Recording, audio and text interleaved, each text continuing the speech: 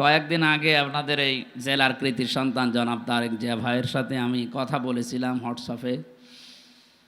ওনাকে জানিয়েছিলাম যে আপনার জন্মস্থান বগুড়া, ওখানে যাচ্ছি।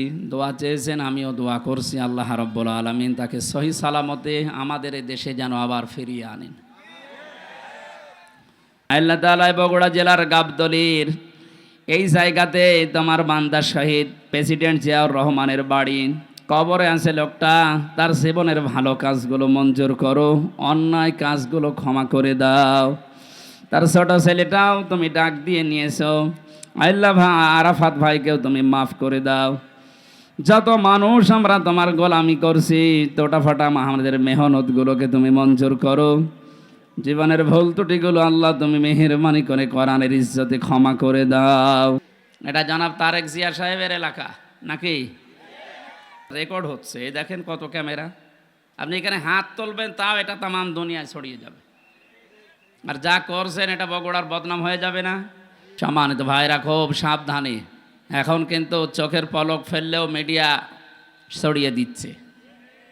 বাংলাদেশের ঐতিহ্যবাহী জেলা বগুড়া, শ্রদ্ধার সাথে স্মরণ করছি এই জেলার কৃতি সন্তান, বাংলাদেশের সাবেক প্রেসিডেন্ট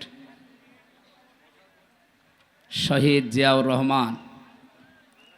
আল্লাহ রাব্বুল আলামিন তার কবরটাকে জান্নাতুল ফেরদাউস যেন বানিয়ে দেয়। প্রাণ প্রিয় বগুড়াবাসী, আমি এই গাবতলী থানায় প্রবেশ করে ওই লোকটাকে খুঁজছিলাম। আগস্টের 5 তারিখের আগে এখানে আসার কারণে যিনি আমাকে এই মাঠের ভেতর দিয়ে তাড়া দিয়েছিল। আমি প্রায় 1-1.5-2 কিলোমিটার শুধু দৌড়িয়েছি। আমি ওই ওসি সাহেবকে খুঁজছি, কি যেন নাম ওর, আবুল কালাম।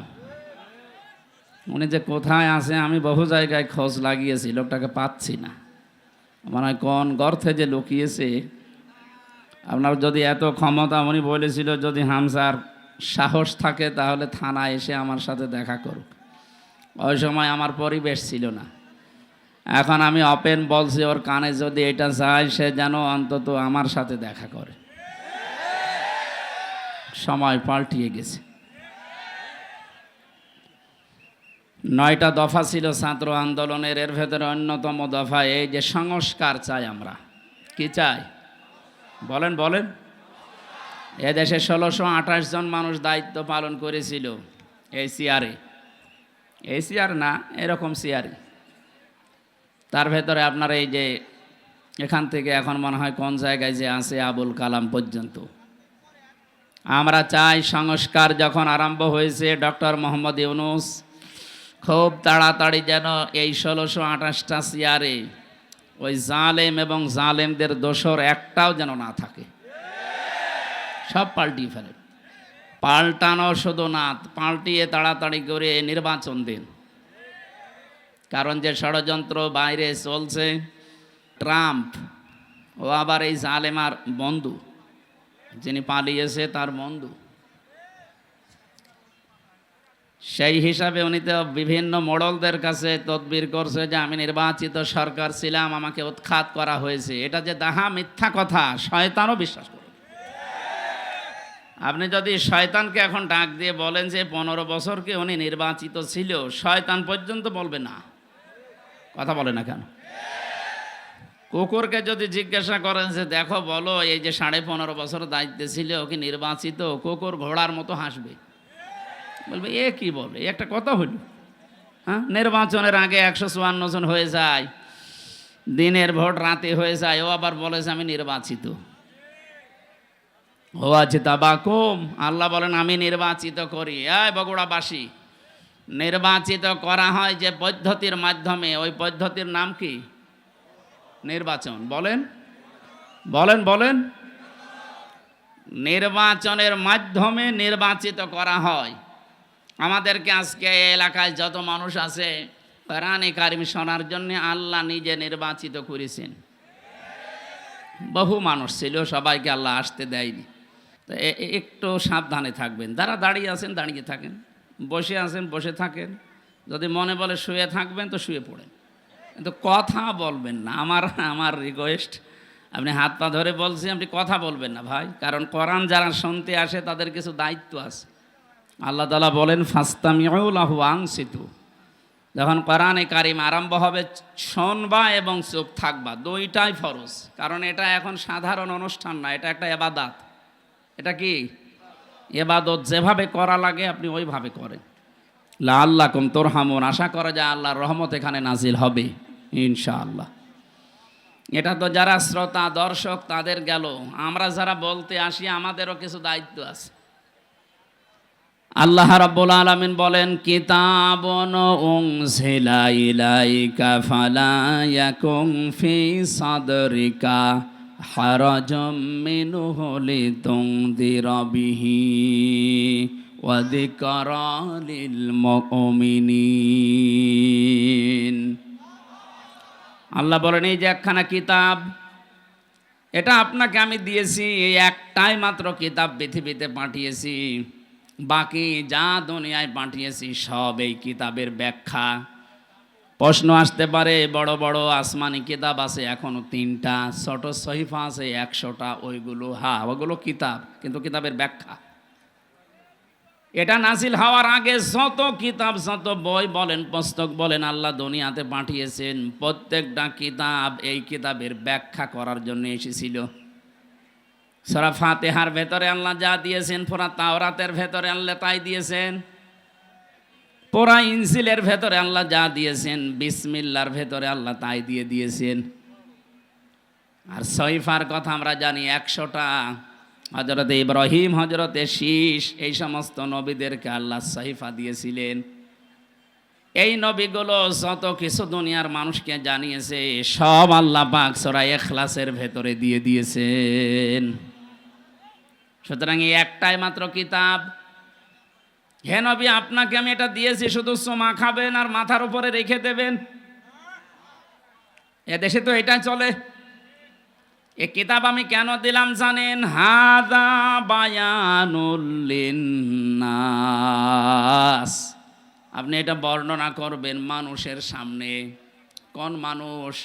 লিন্নাস, লাম শব্দ ব্যবহার করা হয় আরবি গ্রামার অনুযায়ী 13টা অর্থে। এখানে 9 নাম্বার অর্থে লেখা আছে লাম ব্যবহার করা হয় জীবিত মানুষদের জন্যে। কাদের জন্যে? এখানে যারা আছেন জীবিত না মরে গেছেন? সুতরাং বর্ণনা আজকে আপনার জন্যে। যদিও 15.5 বছরের নিয়মটা অনেকে তুলে দিয়েছিল, কোরআন আপনি পড়বেন বোঝাবেন, পড়েন বোঝান মরা মানুষকে, জীবিত মানুষদেরকে কোরআন শোনাবে ব্যবস্থা করলে বন্ধ করে দিত। এমনকি এমন সিস্টেম তৈরি করে রেখেছিল 14 জায়গায় পারমিশন নেওয়া লাগবে, ও ছাতা কেউ নেবেও না, কোরআন শুনতেও যাবে না। অলিখিত একটা ঘোষণা ছিল কোরআন যেন মানুষ শুনতে না পারে। এই উপলব্ধিটা ছিল আবু জেহেলের। 1500 বছর আগেও জেনেছিল যে আমি যে চেয়ারে বসে আছি এটা তো অবৈধ চেয়ার। জনগণ যদি মোহাম্মদুর রাসূলুল্লাহর কণ্ঠে কোরআন শোনে আর কোরআন যেটা বলতে চায় ওটা যদি বুঝে ফেলে, তাহলে আমার যে চেয়ার আছে এ চেয়ার থাকবে না। কথা বলেন না কেন? এই 15.5 বছরে যারা ছিল ওরা আবার ভালোভাবে বুঝতো যে কোরআন যেটা বলতে চায় ওটা আমাদের সাথে মিলবে না। এই জন্য বিভিন্ন জেলাতে গেলেই বলে হুজুর আমাদের বিরুদ্ধে বলবেন না। আরে ভাই, আপনার পক্ষে বলার মতো কোনো আয়াত তো কোরআনে নেই। আছে? ছাত্রলীগকে নিষিদ্ধ করার পরে অনেকে বলছে না ঠিক হয়নি, ওদের নিষিদ্ধ করার 1000 কারণ আমি জানি। বিশ্বজিৎকে হত্যা মামলায় যে লোকটা আমার সাথে 3 বছর জেলে ছিল, আবরার ফাহাদকে হত্যা মামলার 16 জন আমার পাশে ছিল। ওরা কেন এই কাজগুলো করেছে, কাদের নির্দেশে করেছে, সব এখন আফসোস করছে। ওদেরকে নিষিদ্ধ করার জন্য 1000 কারণ আমি জানি, কিন্তু ওদেরকে আপনি জায়েজভাবে কাজ করতে দেবেন একটা কারণ বলতে পারবেন না। ওরা যেভাবে বৈধভাবে দেশে চলবে কোনো কারণ নেই। 5 আগস্টের আগের দিন 4 তারিখে আমি দেখেছি একটা ছেলে হেঁটে যাচ্ছে আর হেলমেট মাথায় দিয়ে এরকম একটা বড় ছোরা নিয়ে, একেবারে মনে হচ্ছে গরু কোপ মারছে। এই দৃশ্য তামাম দুনিয়া দেখেছে। ওই ছেলেটা বেঁচে আছে কিনা আমি জানি না। এরপরও আপনি কোন বিবেকে বলেন যে ওদেরকে নিষিদ্ধ করা ঠিক হয়নি?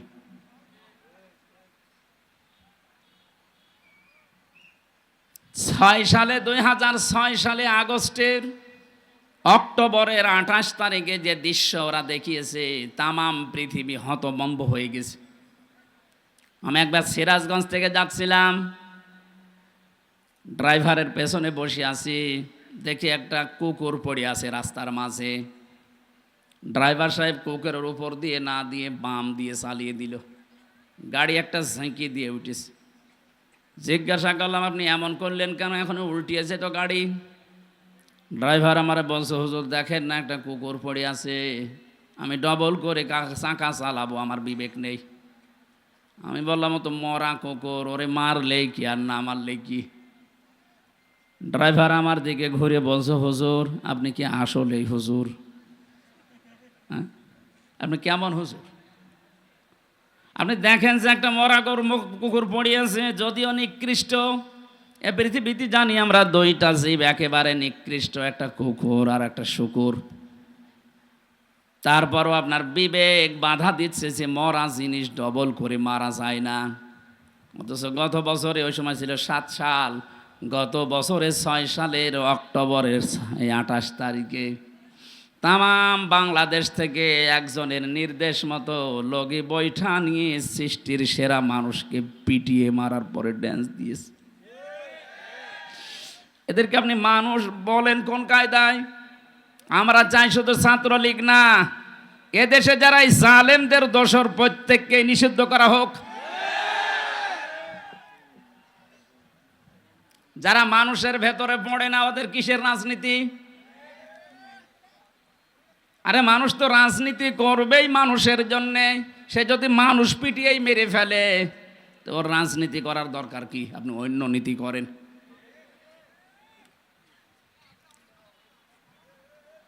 বগুড়াবাসী, আমি যেটা বলতে চাই, লিন নাস আল্লাহ দিয়েছেন, লাম ব্যবহার করা হয় জীবিত মানুষদের কারণে। সুতরাং কোরআন শোনানো লাগবে, কোরআন বোঝানো লাগবে জীবিত মানুষকে, না মরা মানুষকে। আমরা এই সিস্টেম পাল্টাতে চাই। মানুষ মারা গেলে দেখা যায় উনি ডাক দিয়েছে 10 জন হাফেজ মালুম কোরআন শরীফ পড়েন, ও মরিয়ে গেছে, পড়ি করবেন কি? ওর জীবনটা যদি কোরআন কেন্দ্রিক চলে, তাহলে মরে গেলে পড়া লাগবে না, কোরআন তাকে সুপারিশ করবে।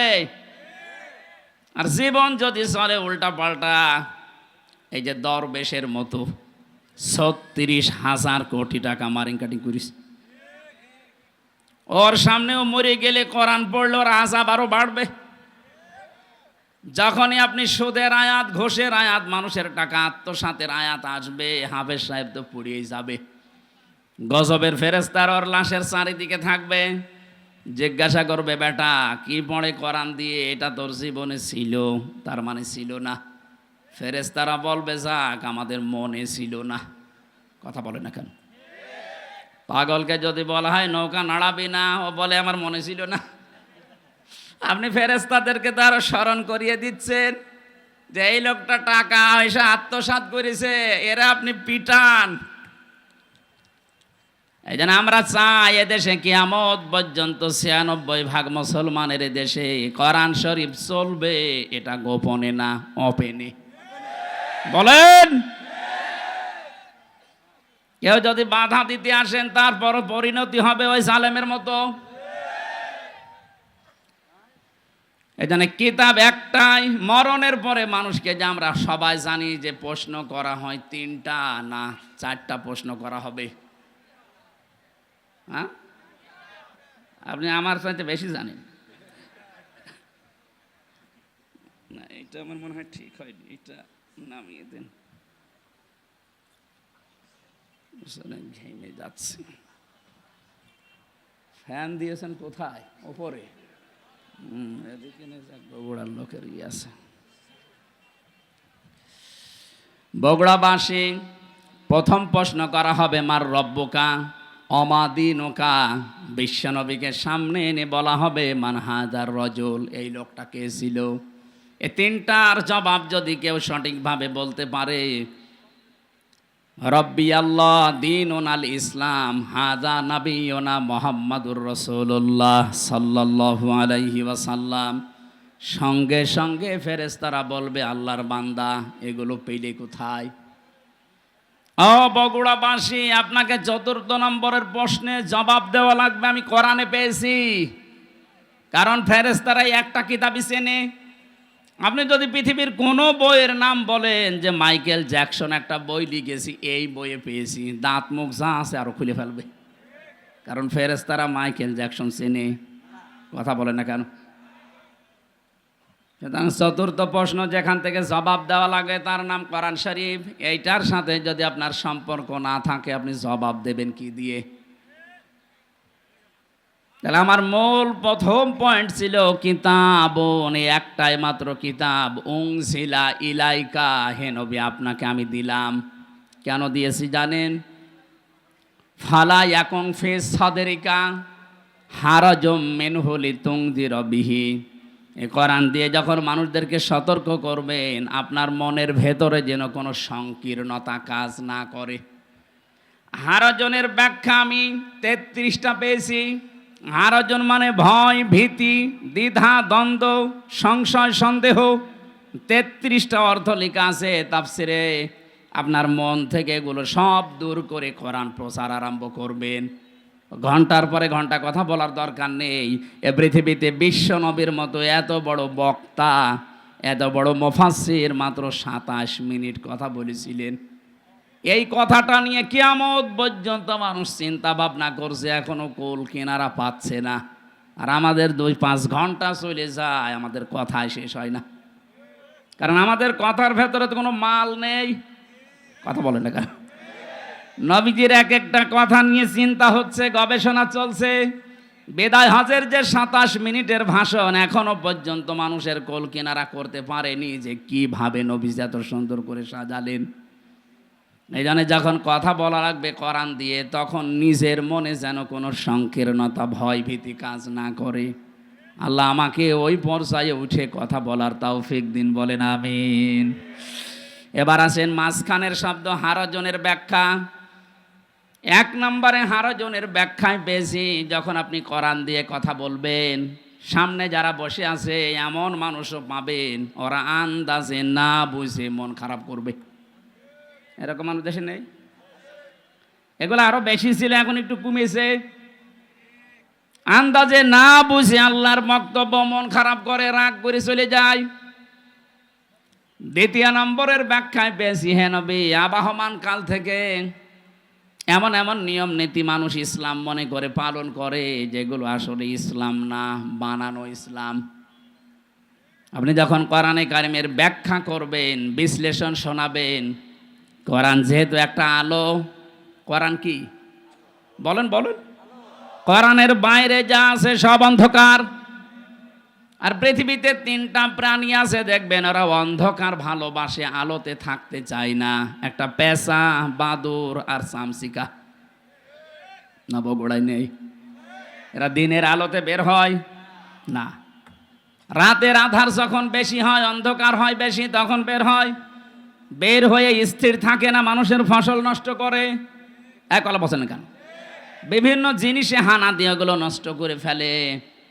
এই জন্য ওদের নামও দেখেন এরকম ডিজিটাল নাম, পেঁচা, বাদুর, চামচিকা। নাম শুনলেই মনে হচ্ছে চেহারা মনে হয় একেবারে ঐশ্বরিয়া রায় হবে। পেঁচা নাম শুনলেই মনে হচ্ছে না চেহারা কেমন হবে? হ্যাঁ, কেউ যদি পেঁচা একবার দেখে, ওকে আর একবার দেখতে মন চাবে। ওদের কাজ কারবার ওই রকম, খালি মানুষের ফসল নষ্ট করবে, কলা নষ্ট করবে, পানের বরজ নষ্ট করবে। দিনের আলো, সূর্যের আলো ওদের ভালো লাগে না, এই জন্য রাতের আধার ওরা বেছে নেয়, ক্ষতি করে মানুষের। এই পৃথিবীতে কোরআনের আলো, ইসলামের আলো, হাদিসের আলো যাদের ভালো লাগে না, মানুষের তৈরি করা নিয়ম নীতি যেহেতু অন্ধকার, শিরিক, বেদাত, জুলুম, কুফর, এগুলো সব অন্ধকার। এগুলোর পথ তারা বেছে নেয়, শিরিকের মাধ্যমে, বেদাতের মাধ্যমে মানুষের দুনিয়ার ঈমান আমল নষ্ট করে। কিয়ামতের ময়দানে পৃথিবীতে যে যেই ধরনের অপরাধী ওই অপরাধের জন্য তার চেহারা আকৃতি আল্লাহ ওই রকম করে দেবে। ইয়াগরাফুল মুজরিমুনা বিসিমাহুম ফায়ুখাযু বিন নাওয়াসি ওয়াল আকদাম ফাবিআইয়ি আলাই রাব্বিকুমা তুকাযযিবান। বলেন আল্লাহু আকবার। আল্লাহ বলেন অপরাধী যারা পাপিষ্ঠ ওদেরকে কিয়ামতে ওদের চুলের মুঠি ধরে আর পা ধরে আমি তুলবো, যেন অপমান বেশি হয়। আমরা ছোট ছোট বাচ্চাদেরকে দেখি যখন দোল দেওয়া হয়, দোল না যার গরিব মানুষ নেই, মার বাবা কেউ হাত ধরে দুইজন, কেউ পা ধরে দুইজন, এভাবে দোল দেয়। দোলে দোলে বলে না, কিয়ামতে ফেরেশতারা এই পাপিষ্ঠ মুজরিম যারা যে সেই ধরনের অপরাধী ওর চেহারার ভেতরে আল্লাহ এটা ফুটিয়ে তুলবে। ওই চেহারা নিয়ে কেউ হাত ধরবে, চুল ধরবে, কেউ পা ধরবে, এভাবে দোলে দোলে এক দোলে দেবে জাহান্নামের মাঝে। এখানে আমার শিক্ষা দেওয়ার বিষয়, যারা দিনের আলো সূর্যের আলো না ভালো লাগার কারণে অন্ধকারের পথ বেছে নিয়ে ওদের নাম ওলট পালট হয়ে গেছে। আমরা দুনিয়াতে যারা ইসলামের আলো কোরআনের আলো সহ্য হয় না, এ চেহারা যত সুন্দর হোক আল্লাহর কসম এ চেহারা থাকবে না। দুনিয়াতে যে যে ধরনের কাজ করেছেন ওই চেহারা আপনাকে আল্লাহ ফুটিয়ে তুলবে। পৃথিবীতে দেখবেন এই যে শুকরের কাজ কি, নিজের মেয়ে ছেলে বউ এগুলো নিয়ে যায় এক জায়গায় বসে বসে আর একজনের সাথে গল্প করে, আর ওগুলো সব কচু খেতে ছেড়ে দেয়। যাদের সাথে ছেড়ে দিয়েছে সবই তোর মাহারাম নাকি? দুনিয়াতে বহু এই শুকর মার্কা মানুষ দেখতে পাওয়া যায়। নিজের বউ সুন্দরী, নিজের মেয়ে, নিজের পুত্রবধূ এগুলো নিয়ে যায় মার্কেটে, বিভিন্ন অনুষ্ঠানে, দোকানে, নিজে এক জায়গায় বসে বসে গল্প করে, আর ওগুলো সব আল্লাহর রাস্তায় ছেড়ে দিয়েছে। বেশি বললাম।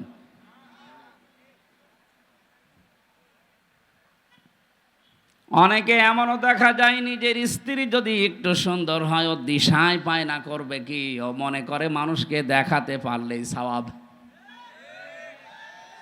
আমি যখন বিশ্ববিদ্যালয়ে ছিলাম ওই সময় দেখে কুষ্টিয়ার ওই যে গোল চত্বরে একজন নিয়ে যাচ্ছে মোটর সাইকেলে করে তার বউ।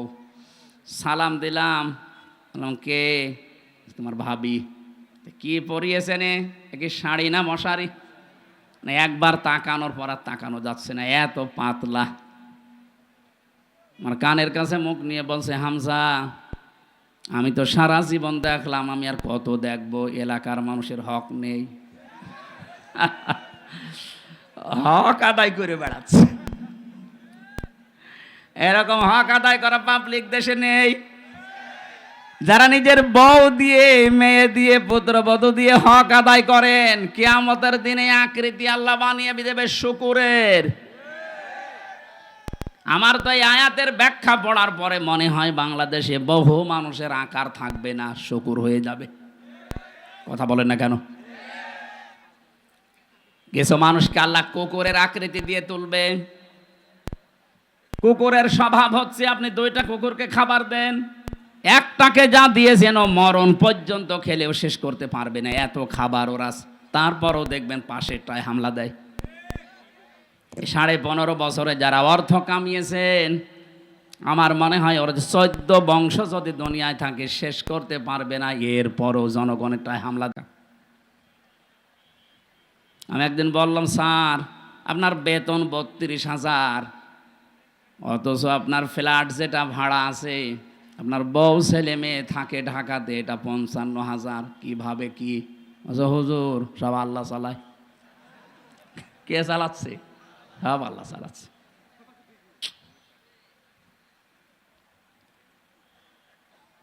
যারা অবৈধ ইনকামে বাম হাত ব্যবহার করছেন, আমি আমার ইমান থেকে কথা বলছি, আল্লাহর কসম, আপনার এই বাম হাতের ইনকামে যত কোটি কোটি টাকা পয়সা কামাই করবেন, অর্থ সম্পদ বানাবেন, আপনার এই অবৈধ টাকা আপনার বউ আপনার ছেলে মেয়ে এরা দুই পায়ে দাঁড়িয়ে আছে ভোগ করার জন্যে। কিন্তু এগুলোর দ্বারা যে অপরাধ যে গোনা হবে, একটা গোনা আপনার ছেলে মেয়ে বউ কেউ নেবে না। আল্লাহ এই প্রশ্নপত্রটা আগে আমাদেরকে দিয়ে দিয়েছেন। এরপরেও যদি আমরা ফেল করি, এক ছাত্রের গল্প শুনেছিলাম, এসে বাবার কাছে কাঁদতেছে। বাবা বলে, কি কাঁদো কেন? আব্বা রেজাল্ট দিয়েছে।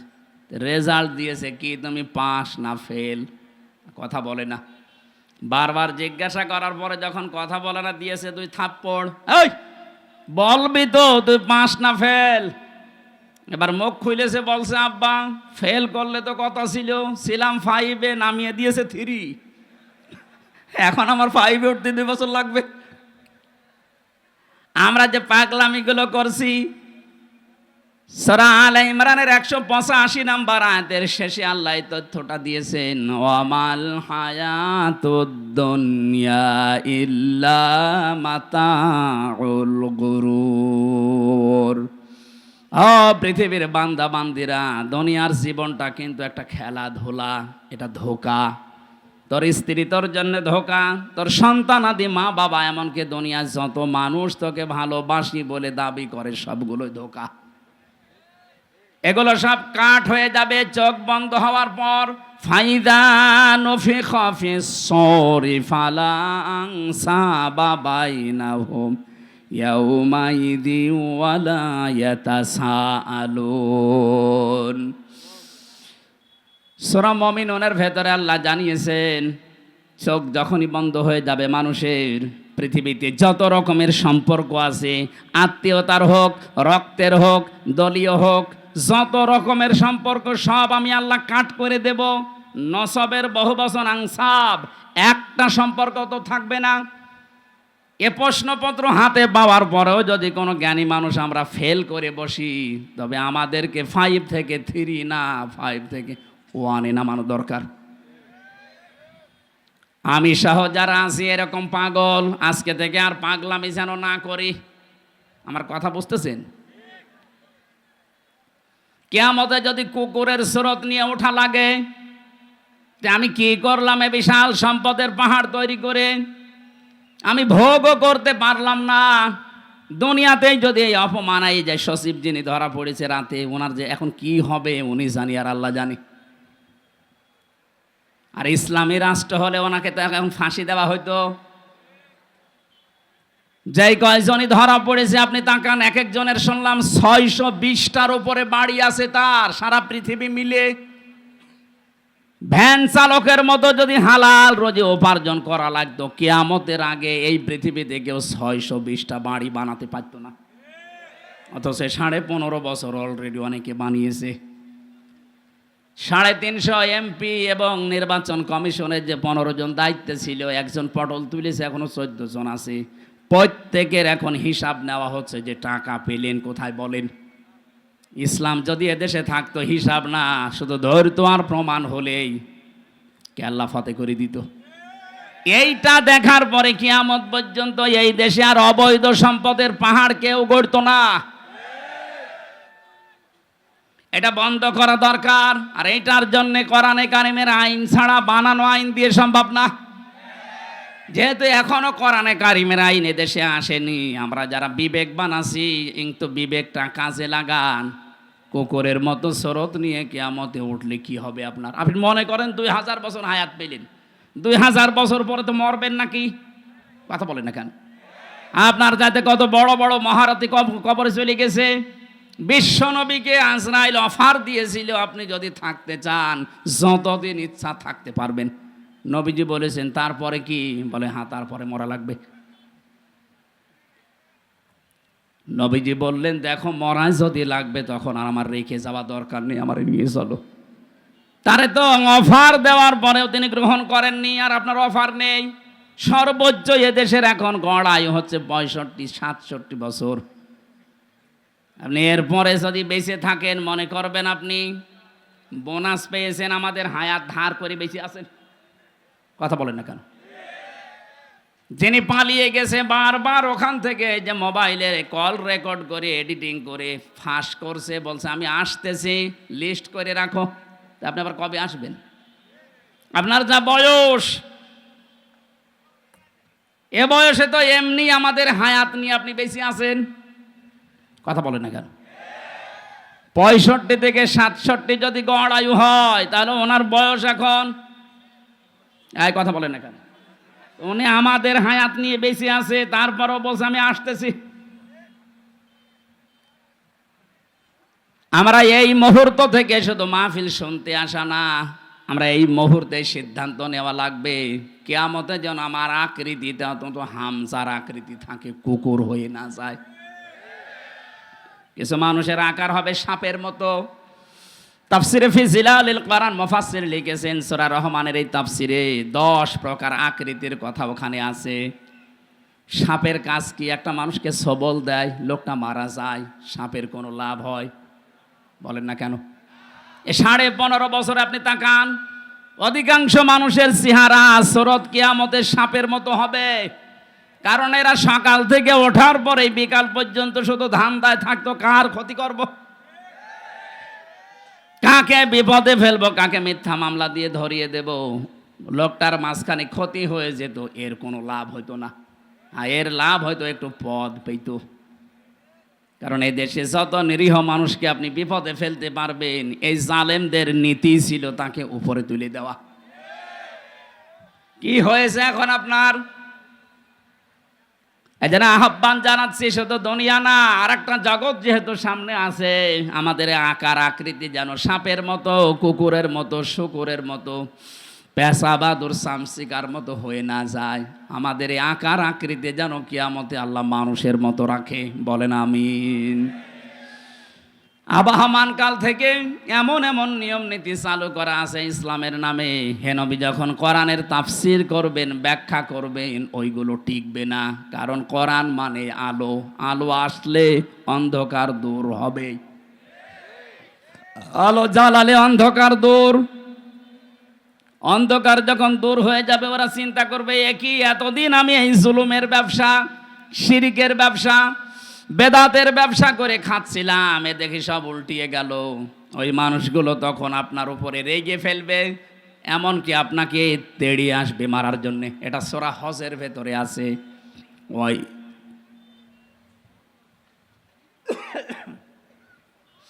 وَإِذَا تُتْلَى عَلَيْهِمْ آيَاتُنَا بَيِّنَاتٍ تَعْرِفُ فِي وُجُوهِ الَّذِينَ كَفَرُوا الْمُنكَرَ।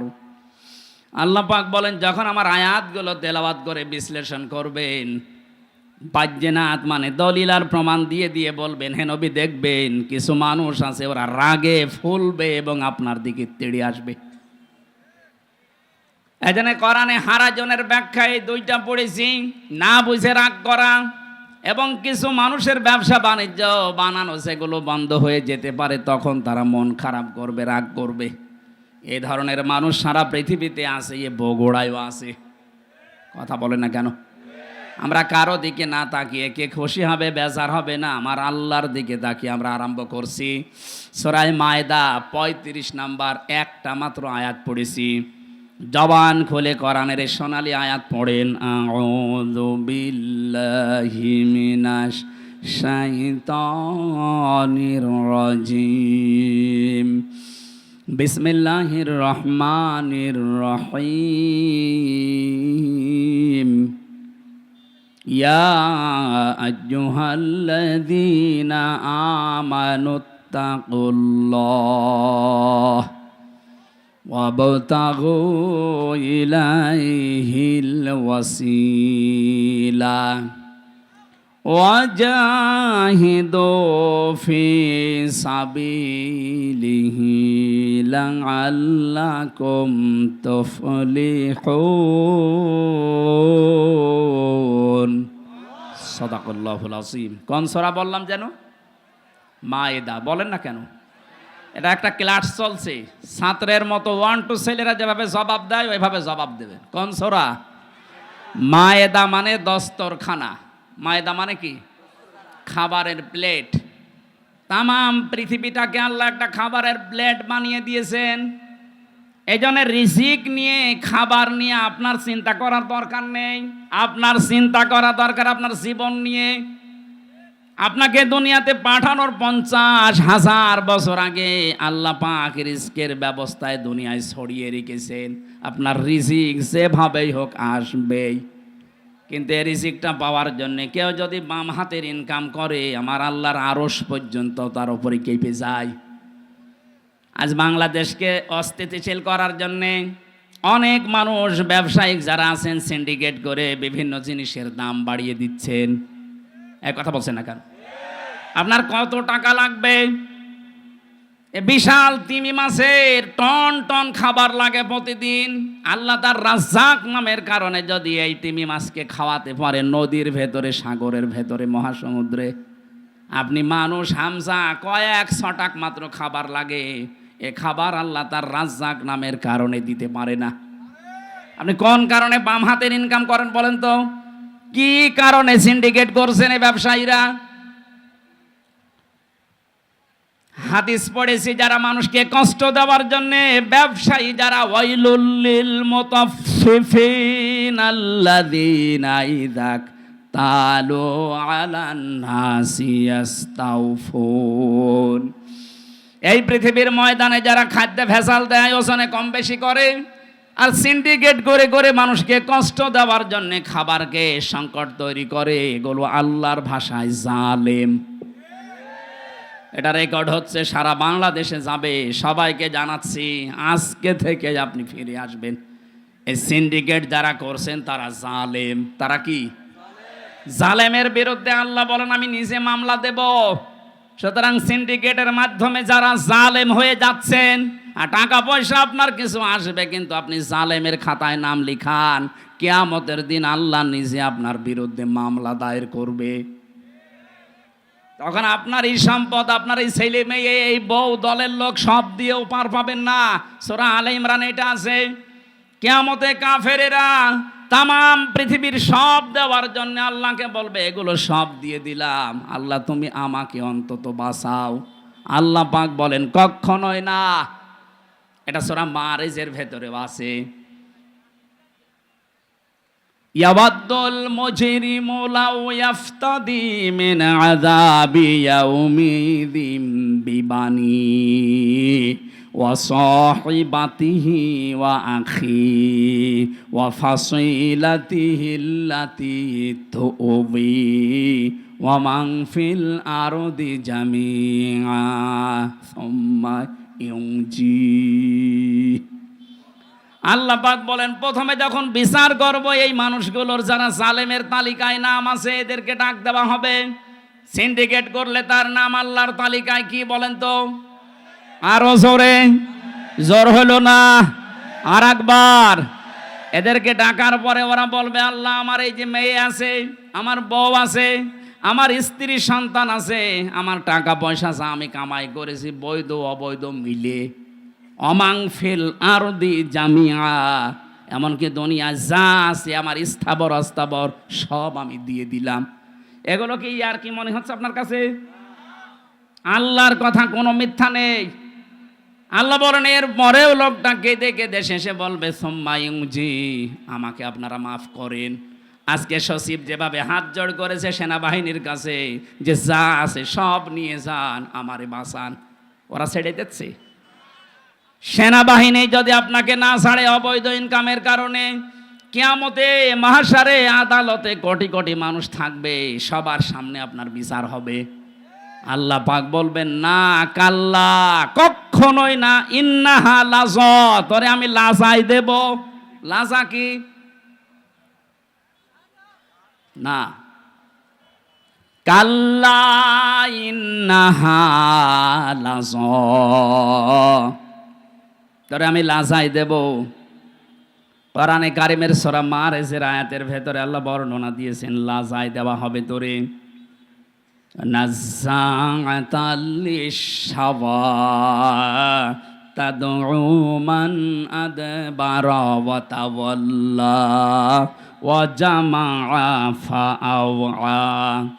লাজার প্রথম পরিচয় আল্লাহ বলেন, এমন একটা জাহান্নামের দরজা দিয়ে তোরে প্রবেশ করাবো, ওই ঘরে ঢুকলেই তোর চামড়া আগে আলাদা হয়ে যাবে। পৃথিবীতে বহু শাস্তির জায়গা আমি দেখেছি। আয়না ঘরে আমারে 10 দিন যে অত্যাচার করেছিল ওরা আমার উপরে, আমি নিজে তো সাক্ষী, আমি দেখেছি। উল্টো করে আমারে চলিয়েছে, চোখ বেঁধে পেছনে হাত হ্যান্ডকাপ দিয়ে মাথায় দড়ি দিয়ে 11 ঘন্টা টাঙিয়েছে। খাবার দাবার না, পানি চেয়েছিলাম, বলে পানি নেই। বহু প্রশ্ন আমাকে করেছে, যে সমস্ত জিনিস দিয়ে যে নখ তুলে নেয়, এই সমস্ত জিনিসগুলোর সামনে এনেছিল। অত্যাচার জুলুম যতটুকু আমি পেয়েছি, কিন্তু আমার শরীর থেকে কোনো চামড়া খসেনি। কথা বুঝতেছেন? হ্যাঁ, কিছু মানুষের নখ তোলা আছে আমি দেখেছি। ওই মাটির নিচে যে ঘরের ভেতর আরো অত্যাচার করে, ওই মানুষগুলোর কিছু হাড়ও আমাকে দেখিয়েছে যে এইগুলোকে শেষ করে ফেলেছি। শিবিরের কেন্দ্রীয় সাবেক সভাপতি দেলাওয়ার ভাই এবং মাসুদ ভাইকে যারা কুত্তার মতো পিটিয়েছিল, কুকুরকে যেভাবে মানুষ পিটায়, লাঠি দিয়ে, গোতা দিয়ে, লাঠি দিয়ে যেভাবে মারে, আমারে বলছিল যে এইভাবে আমরা মেরেছিলাম। আল্লাহ এমন শোধ নিয়েছে, এখন তারা গর্তের ভেতর থেকে বের হওয়ারও কায়দা নেই। তা আমি এখানে সাওয়ায়ের ব্যাখ্যায় কথা বলছিলাম। পৃথিবীতে বহু শাস্তির জায়গা আমি দেখেছি। পৃথিবীর বড় বড় হাজতখানার নাম শুনেছি, কারাগারের। আমেরিকার ওই কারাগার খুব কঠিন, ব্রিটেনের কারাগার খুব কঠিন, রাশিয়ার কারাগার খুব কঠিন, কিন্তু মানুষের চামড়া তুলে ফেলে এমন জায়গা আমি শুনিও নি, পাইও নি। আল্লাহ বলেন, এমন একটা ঘর বানিয়েছি, ওখানে ঢুকলে আগে চামড়া খসে যাবে।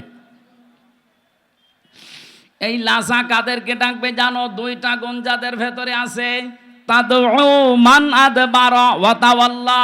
ওদেরকে লাশায় ডাক দেবে, আসো ভাতিজা আসো। বলে না এটা? আসো ভাতিজা আমার দিকে আসো। কাদের? যারা সত্যকে সত্য জানার পরে মুখ ফিরিয়ে থাকতো। এ বাংলাদেশে এই রোগ বেশি, চোখে আঙ্গুল দিয়ে দেখিয়ে দেওয়া হয়, এরপরও ঘাড় ঘুরিয়ে চলে যায়। আপনার কি করা লাগবে? ফেরেশতা এসে আপনাকে পিটাবে, তাহলে তো সব হয়েই গেল। নবীজিকে আল্লাহ জানিয়েছেন, হে নবী আপনি দাওয়াতি কাজগুলো করেন। ওরা যে মানতে চায় না, ওরা কি চায়? ওরা কি চায় যে মেঘ থেকে কেউ এসে আপনার নবুয়তের সাক্ষী দিক।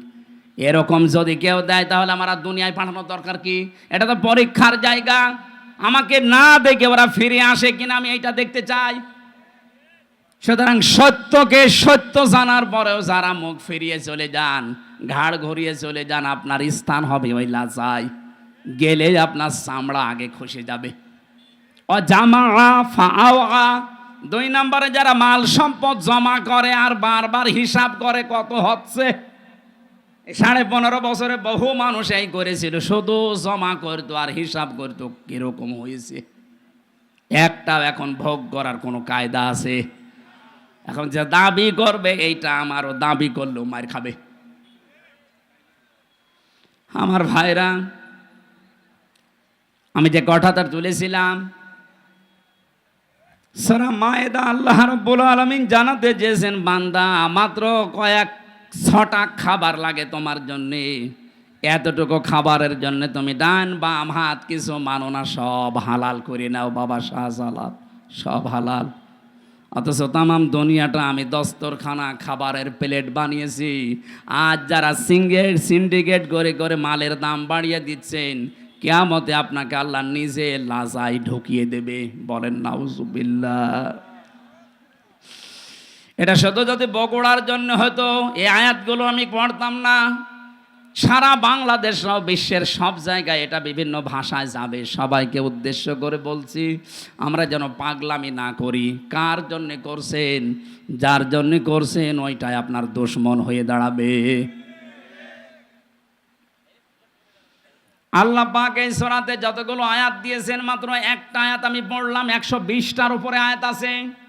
একটা মাত্র আয়াতে দেখেন কত কত কথা আল্লাহ লুকিয়ে রেখেছেন। এই জন্য তাফসির করতে গেলে যদি এক শব্দ নিয়ে কেউ চিন্তা ভাবনা করে, তার জীবন শেষ হয়ে যাবে। কোরআনের ওই শব্দের কথা শেষ হবে না। আল্লাহ এখানে প্রথমে ডাক দিয়েছেন ইমানদারকে, কোনো বেঈমানকে ডাকেননি। আমরা যেহেতু ইমানদার, আল্লাহ আমাদেরকে ডাক দিয়ে বলেন ইত্তাকুল্লাহ, আমাকে ভয় করো। ভয় করা মানে কি? এই যে দুবাই থাকে, এই ভাইয়ের মতো বিশাল জুব্বা গায়ে দিয়ে, পাগড়ি একটা মাথায় দিয়ে, হাতে তসবিহ নিয়ে শুধুমাত্র সুবহানাল্লাহ সুবহানাল্লাহ, এইটা না। ভয়ের ব্যাখ্যা পেয়েছি আমি 9টা। দুনিয়াতে সত্যি যদি কেউ আল্লাহকে ভয় করতে পারে, ভয় মানে খৌফ মানেও ভয়, তাকওয়া মানেও ভয়, ইনজার মানেও ভয়, কিন্তু ওই সমস্ত শব্দ না দিয়ে আল্লাহ তাকওয়া দিলেন কেন?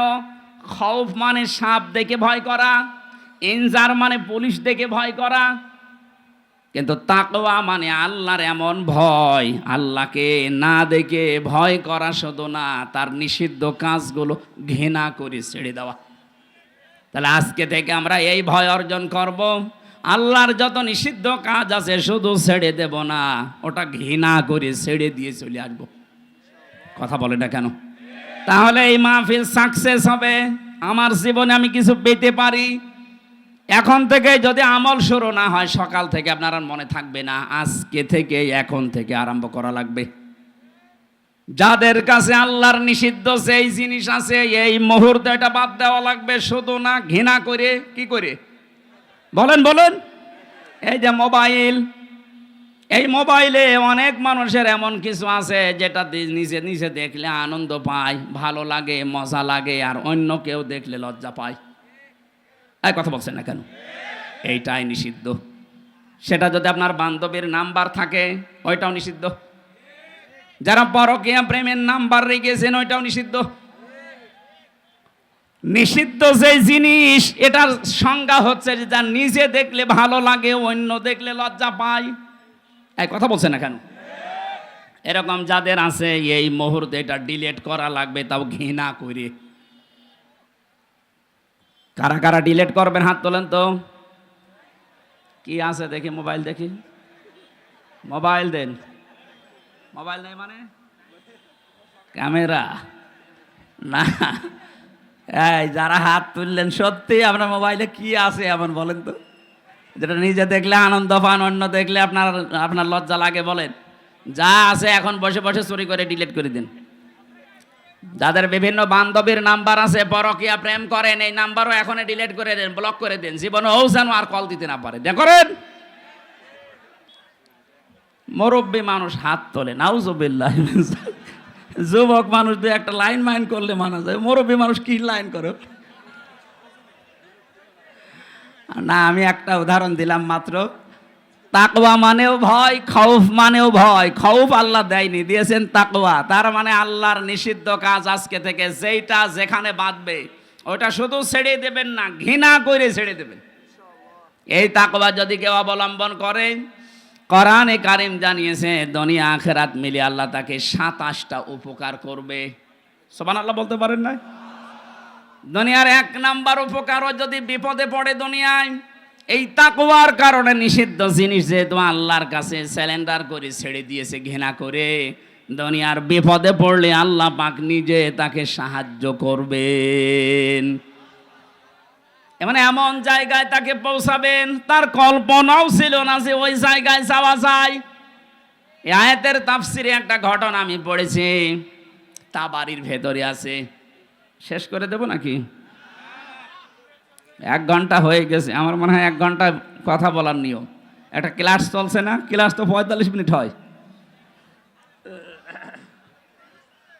এতক্ষণ বসে থাকবেন আপনারা? সুবহানাল্লাহ আলহামদুলিল্লাহ। একটু পানি নেই, পানি দেখি, একটু পানি দিলে ভালো হয়। সুবহানাল্লাহ আলহামদুলিল্লাহ লা ইলাহা ইল্লাল্লাহ। ঠিক আছে।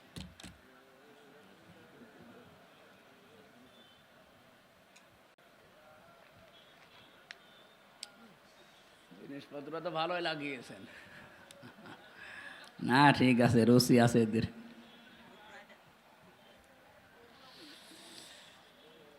সুবহানাল্লাহ আলহামদুলিল্লাহ লা ইলাহা। এই আমি জিকির করতে বললাম, আপনারা কি করেন? মহিলা প্যান্ডেলে যদি বলতাম যে জিকির করেন, তো আমার মনে হয় যদি 2-3 গুণ আওয়াজ বেশি দিত। আপনারা কি পুরুষ মানুষ আছেন? তো দেখেন, তো আগে দেখেন, জবান খুলে পড়েন সুবহানাল্লাহ আলহামদুলিল্লাহ লা ইলাহা ইল্লাল্লাহ আলহামদুলিল্লাহ লা ইলাহা ইল্লাল্লাহ সুবহানাল্লাহ আলহামদুলিল্লাহ লা ইলাহা ইল্লাল্লাহ লা ইলাহা ইল্লাল্লাহ মুহাম্মাদুর রাসূলুল্লাহ।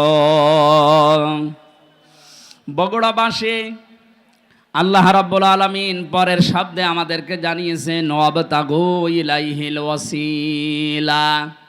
আমি আল্লাহ পর্যন্ত পৌঁছাতে। আরে ভাই, এর ভেতরে নিয়ে আসার সময় এখন কি আশ্চর্য। ঠিক আছে, যান, কি আসছে যান, শেষ হলে নিয়ে আসেন।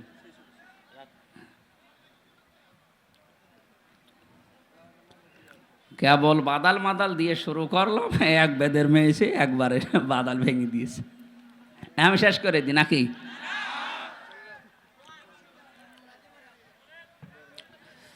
বগুড়াবাসী, ওয়াবতাগু ইলাইহিল ওয়াসিলা, এই শব্দের ব্যাখ্যায় আমরা বিশেষ করে বাংলাদেশ, ভারত, পাকিস্তান, এই 3টা দেশে একটু ঝামেলা আছে।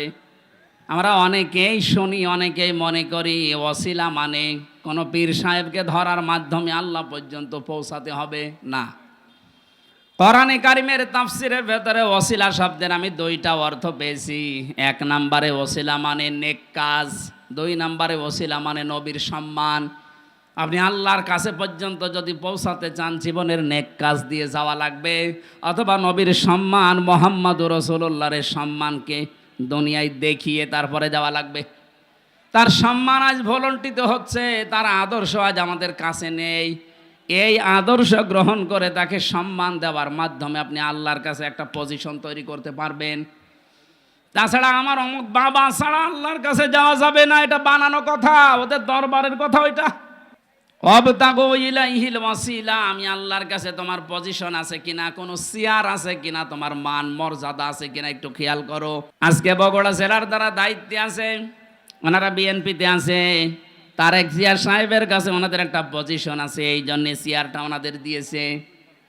আল্লাহ রাব্বুল আলামিনের কাছে যদি আপনার কোনো পজিশন তৈরি করতে হয়, অবশ্যই জীবনে আপনার নেক কাজ মাস্ট বি লাগবেই, এবং নবীর সম্মান রক্ষা করার জন্য তার আদর্শ গ্রহণ করা লাগবে। এই 2টার মাধ্যমে আল্লাহর কাছে আপনার একটা দাম তৈরি হবে, একটা চেয়ার তৈরি হবে, যেখানে কথা বললে আল্লাহ রাখবেন। আল্লাহ এরপরে বলেন, এই পজিশন তৈরি করার জন্য যত রকমের রাস্তা আমি তৈরি করে রেখেছি, তার উত্তম রাস্তা হচ্ছে ওয়াজাহিদু ফি সাবিলি, আমি আল্লাহর রাস্তায় এই দুনিয়াতে জিহাদ করা। এই শব্দটা শুনলে অনেকের রাগ হয়, অথচ জিহাদ আর এই যে জঙ্গি জঙ্গি করে যারা চালাচ্ছেন, এ জিনিস এক না। অন্যায় যেখানে, প্রতিবাদ সেখানে, এর নাম জিহাদ। এইটা যে আগস্টের 5 তারিখ পর্যন্ত হয়েছিল, এই জন্য দেশটা স্বাধীন হয়েছে। এটা যদি জারি থাকে তাহলে অন্যায় করে এ দেশে কেউ টিকে থাকতে পারবে না, সে যেই হোক। এই জন্য আল্লাহর কাছে যেতে হলে এই জিহাদ অব্যাহত রাখা লাগবে। যে যেখানে আছেন ওই জায়গা থেকে আপনার প্রতিবাদ হবে, সে যতটুকুই হোক।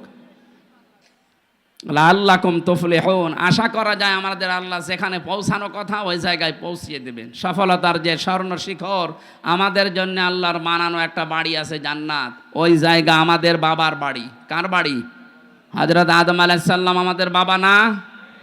ওনার বাড়ি ওইটা। ওনাকে ওখান থেকে আল্লাহ নামিয়ে দিয়েছেন, পৃথিবীতে পাঠানোর পরে উনি জানিয়েছেন ফামাং তাবিয়া হুদায়া, আমার পক্ষ থেকে তোমাদের কাছে হেদায়েত যাবে। সর্বশেষ হেদায়েতের নাম এই কোরআন। ফামাং তাবিয়া হুদায়া ফালা খাউফুন আলাইহিম ওয়ালা হুম ইয়াহজানুন। যদি এটা অনুসরণ করে আবার থাকতে পারো দুনিয়ায়, যেখান থেকে নামিয়ে দিলাম এই বাবার বাড়ি বানানো জান্নাত, আবার ওখানে তোমাদেরকে ফিরিয়ে নেব। আমরা ওই জায়গায় যেতে চাই না? চাই না? আল কাজ্জিসু মান দানা নাফসাহু ওয়া আমিলা লিমা বাদাল মাউতি ওয়াল আজিজু মান আতবা নাফসাহু হাওয়াহা ওয়া তামান্না আলাল্লাহ। হযরতে আনাস থেকে বর্ণিত, বিশ্বনবী জানিয়েছেন ওই লোকটা আল্লাহর দৃষ্টিতে বুদ্ধিমান, যে লোকটা আখিরাতের জন্য পুঁজি তৈরি করে আর আল্লাহর উপরে ভরসা করে। ওই লোকটা বড় নির্বোধ, পাগল, যে আখিরাতের কোনো কাজ কারবার তার নেই, আন্দাজে ভরসা করে আছে কালেমা যখন পড়েছি জান্নাত একদিন যাবই। এই লোকটা পাগল এবং নির্বোধ। এই জন্য আমরা এরকম পাগলামি যেন না করি। আসল হার জিতের খোলা হবে আমার চোখ বন্ধ হওয়ার পরে। ফামান যুহজিহা আনিন নার ওয়া উদখিলাল জান্নাতা ফাকাদ ফাজ। সূরা আলে ইমরান 185 নম্বর আয়াতের মাঝের অংশে আছে। আল্লাহ বলেন, মানুষের ভেতরে জীবন সফল হয়েছে তার, যে আস্তে আস্তে করে জাহান্নামের কাজগুলো ছেড়ে দেয় আর জান্নাতের কাজের দিকে পা বাড়ায়। এই লোকটার জীবন সফল, আমি আল্লাহ তাকে মাফ করে জান্নাত এই ঘোষণা দিয়েছি। আল্লাহ রাব্বুল আলামিন আমাদেরকে জাহান্নামের যত কাজ আছে আস্তে আস্তে ছেড়ে দিয়ে জান্নাতের কাজগুলোর দিকে ধাবিত হওয়ার তৌফিক দিন, আমিন। বারাকাল্লাহু লানা ওয়া লাকুম ফিল কোরআনিল আযীম। আল্লাহুম্মা আমিন। লা ইলাহা ইল্লা আনতা সুবহানাক ইন্নী কুনতু মিনাজ জালিমিন। রব্বানা যালামনা আনফুসানা ওয়া ইল্লাম তাগফির লানা ওয়া তারহামনা লানাকুনান্না মিনাল খাসিরিন। রব্বুল আলামিন, বগুড়া গাবতলীর এই ময়দানে তোমার যে বান্দা বান্দিগুলো কোরআনে কারিমের আয়োজন সাজিয়েছে, দূর দূরান্ত থেকে আমরা যারা এসেছি, জীবনের অপরাধগুলো তুমি পাল্টিয়ে নেকি বানিয়ে দাও। হযরতে আদম আলাইহিস সালামকে তুমি যেমন মাফ করে দিয়েছো, আমাদেরকেও আদমের সন্তান হিসাবে ক্ষমা করে দাও। মা বাপ যারা আমরা হারিয়ে ফেলেছি, আমাদের মা বাপকে মাফ করে দাও। আল্লাহ তাআলা কোরআনের এই আয়াতে বর্ণিত যে বিধানগুলো আমরা জেনেছি, তাকওয়া, ওয়াসিলা এবং জিহাদ, এর মর্ম বাণীগুলো উপলব্ধি করার মাধ্যমে প্র্যাকটিক্যাল লাইফে সেট করার তৌফিক দাও। মা বোনেরা যারা এসেছে এদেরকে আয়েশার মতো, খাদিজার মতো বানিয়ে দাও। এলাকায় মাটির নিচে কত মানুষ ঘুমিয়ে আছে, আল্লাহ মানুষগুলোকে তুমি কবরে জান্নাত দিয়ে দাও। আল্লাহ তাআলা বগুড়া জেলার গাবতলীর এই জায়গাতে তোমার বান্দা শহীদ প্রেসিডেন্ট জিয়াউর রহমানের বাড়ি, কবরে আছে লোকটা, তার জীবনের ভালো কাজগুলো মঞ্জুর করো, অন্যায় কাজগুলো ক্ষমা করে দাও। তার ছোট ছেলেটাও তুমি ডাক দিয়ে নিয়েছো, আল্লাহ আরাফাত ভাইকেও তুমি মাফ করে দাও। যত মানুষ আমরা তোমার গোলামি করছি, তোটা ফাটা আমাদের মেহনতগুলোকে তুমি মঞ্জুর করো। জীবনের ভুল ত্রুটিগুলো আল্লাহ তুমি মেহেরবানি করে কোরআনের ইজ্জতে ক্ষমা করে দাও। এ দেশটা তুমি কোরআনের বিধান চালু করে দাও, চর্ম চোখে যেন দেখতে পারি তোমার আইন দিয়ে বাংলাদেশ চলছে। বারাকাল্লাহু লানা ওয়া লাকুম ফিল কোরআনিল আযীম। এ মাহফিলের সভাপতি, সহসভাপতি, প্রধান অতিথি, বিশেষ অতিথি যারা এসেছে, হযরত ওমরের মতো তাদেরকে বানিয়ে দাও। আলহামদুলিল্লাহি রাব্বিল আলামিন। মরণ আসলেই যেন বলতে পারি লা ইলাহা ইল্লাল্লাহু মুহাম্মাদুর রাসূলুল্লাহ। আসসালামু আলাইকুম।